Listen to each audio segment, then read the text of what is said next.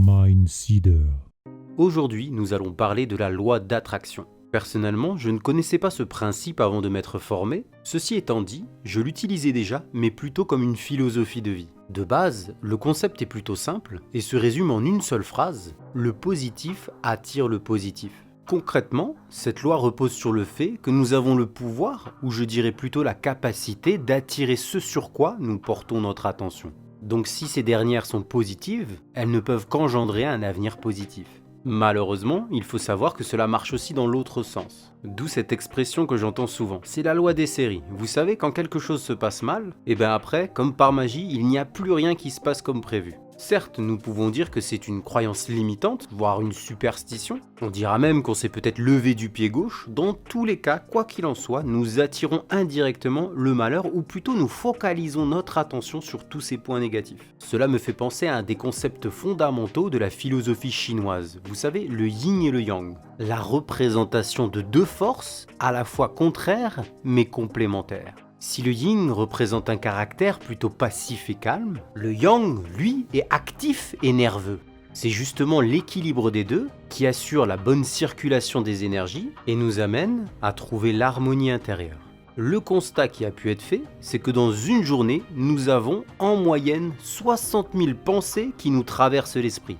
Et écoutez bien ça, dans toute cette cogitation, il y en a 48 000 négatifs pour seulement 12 000 de positifs.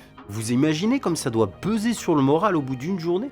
Donc si on fait l'équivalence, vous imaginez que dans notre esprit, il faudrait au minimum 3 yin pour peser sur la balance d'un yang. D'où l'importance pour moi de vous inciter à cultiver le positif pour contrebalancer un peu toutes ces pensées négatives. Et puis à un moment, il faut aussi être honnête, cette façon de penser nous colle à la peau depuis notre tendre enfance. Nous avons été éduqués à se focaliser sur le négatif pour combler toutes nos lacunes. À l'école, on nous demande toujours de mieux faire, on va mettre en avant ce qu'on a mal fait. À la maison, on va avoir tendance à vouloir que l'on canalise, qu'on gère nos émotions. La société va constamment nous classer, nous comparer, parce que oui, il faut absolument rentrer dans des cases. En focalisant notre esprit sur le peut mieux faire, il ne faut pas s'attendre à y trouver de la lumière. On ne fera qu'une chose, c'est patauger dans nos échecs. Car qui a mis ces règles en place? C'est vous ou une personne extérieure? En se focalisant sur nos points faibles, nous en oublions de contempler nos qualités, nos réussites, savoir fêter les victoires, quelles qu'elles soient. Il faut arrêter de confondre une personne qui est fière d'elle à une personne prétentieuse ou orgueilleuse. La différence est que d'un côté, elle le fait pour soi, pour son bien-être, son estime, et de l'autre, elle le fait seulement pour montrer, pour s'afficher. Il faut arriver à se détacher de l'approbation des autres, du regard des autres. Nous disposons tous de pierres précieuses en nous, il faut juste apprendre à les polir. Et c'est quand on arrivera à la faire briller pour soi que l'on pourra enfin s'apprécier à sa juste valeur et se faire confiance. J'espère avoir trouvé les mots justes pour vous donner l'envie d'attirer à vous toutes les bonnes choses. Et je vais vous partager 4 exercices très faciles à mettre en place. Le premier exercice, c'est le processus de création, ou plutôt comment créer l'attraction. Le protocole est simple, cependant il demande une certaine croyance. Dans un premier temps, vous devez faire une demande à l'univers. Je suis très sérieux, prenez une seconde. Quel objectif aimeriez-vous réellement atteindre? Il y a 3 points importants. Votre phrase doit être claire, précise et surtout positive. J'allais oublier, le tout doit être convaincant. Ce qui nous amène à la deuxième partie de l'exercice, il faut y croire, avoir une foi inébranlable en soi. Pour ce faire, vous allez vous détendre, fermer les yeux et vous projeter. Je vous demande d'imaginer votre objectif atteint, votre objectif accompli. Qu'est-ce que cela vous fait d'y être arrivé? Que ressentez-vous? Quelle énergie circule dans votre corps? Je vais vous demander de développer cette sensation en vous, de l'étoffer, qu'elle enveloppe tout votre corps. Maintenant que vous avez ressenti cette sensation agréable que vous procure cet état désiré, il faut apprendre à recevoir, apprécier tous les messages que la vie nous dépose sur notre chemin. C'est en activant notre intuition, notre instinct, que nous arrivons à ressentir le bon signal. C'est comme une radio. Pour bien capter, il faut jouer avec la manette et trouver la bonne fréquence. C'est en étant connecté avec cet état désiré que nous pouvons enfin ouvrir les yeux et voir le chemin. Pour finir cet exercice, je dirais qu'il ne faut jamais oublier de remercier la vie et fêter chaque victoire. Petite ou grande, elles méritent toutes d'être appréciées à leur juste valeur. Donc n'hésitez pas à vous arroser de gratitude ainsi que votre entourage. Pour ce deuxième exercice de la loi d'attraction, ça consiste à transformer vos pensées. C'est bien connu, notre pire ennemi, c'est nous-mêmes. Il peut nous arriver d'être constamment dans la critique, la comparaison, l'auto-jugement. On en deviendrait même notre propre bourreau. Nous allons même jusqu'à nous confectionner nos propres obstacles mentaux. En plus de ça, il ne faut pas oublier les 48 000 pensées négatives journalières. Donc dans un premier temps, vous allez lister toutes ces phrases qui vous bloquent, qui vous empêchent d'avancer. Ces phrases d'excuses, de critiques, de plaintes. Quand vous les aurez toutes notées, vous allez vous engager à les analyser une par une et trouver des phrases réconfortantes qui vous permettent de vous sentir mieux. Quand vous atteignez une sensation d'apaisement, vous allez barrer toutes ces phrases négatives et y annoter à côté toutes vos pensées positives, celles qui vous font du bien.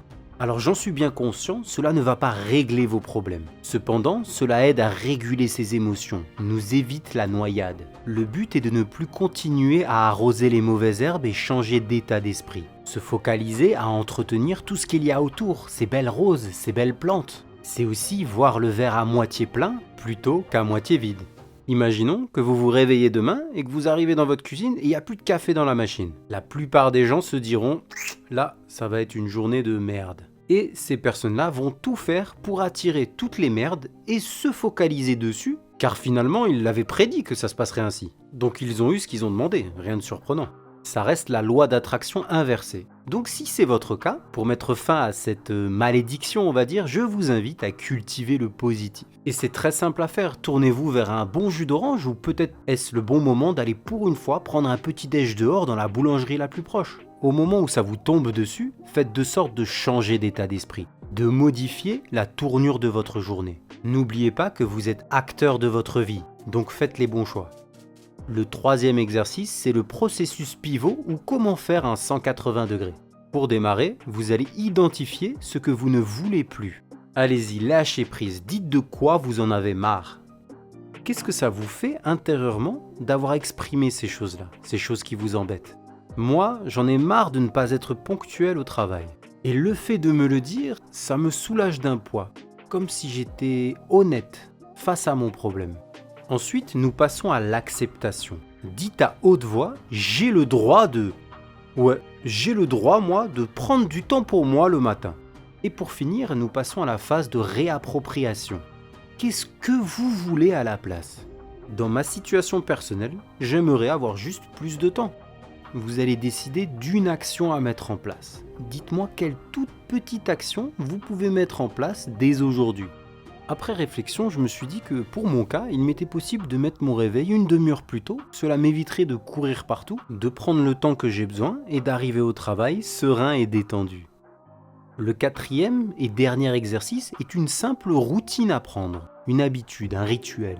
Je pense que petit, nous avons tous connu le fameux journal intime. Ce petit carnet dans lequel nous notions toute notre vie, nos secrets, nos amourettes. Vous allez acheter un nouveau petit carnet, mais dans celui-ci, vous allez vous focaliser sur le positif. Vous allez noter toutes les petites choses qui ont embelli votre journée. En posant sur papier toute la gratitude pour toutes les bonnes choses que vous avez données ou reçues, c'est une reconnaissance envers soi et les autres qui amène une sensation enivrante, exaltante. Elle va piquer notre cerveau qui va vouloir le reproduire, en redemander. Donc tous les jours, le matin au réveil ou le soir avant d'aller vous coucher, vous allez noter 3 choses qui vous ont plu, qui ont marqué votre journée positivement. Cela peut être une tenue que vous avez aimé porter, un sourire, un regard, promener le chien, tenir une porte, offrir son aide à quelqu'un ou simplement profiter des rayons du soleil. C'est aussi une piqûre de rappel pour se rappeler que les choses les plus simples sont aussi les plus importantes. Voici quelques exemples de phrases type « Merci pour ce magnifique petit déjeuner » parce que j'avais besoin d'énergie pour cette journée. Je suis heureux d'avoir trouvé une place devant le magasin quand je suis allé faire mes courses. Je suis reconnaissant pour le magnifique temps qu'il y a eu aujourd'hui. J'apprécie ma nouvelle machine à café car elle égaye mes papilles tous les matins. N'oubliez pas de terminer par un « merci, merci, merci ». C'est votre carnet intime, personne ne va vous juger. Si cela peut vous apporter du bonheur dans votre vie, continuez, notez-y tout ce qui vous fait vibrer. J'ai lu dans un livre que la reconnaissance maintient la joie dans le cœur. Je trouve que c'est une magnifique phrase pour terminer cette vidéo. N'hésitez pas à me mettre en commentaire ce que vous en avez pensé. Prenez soin de vous. Ciao ciao.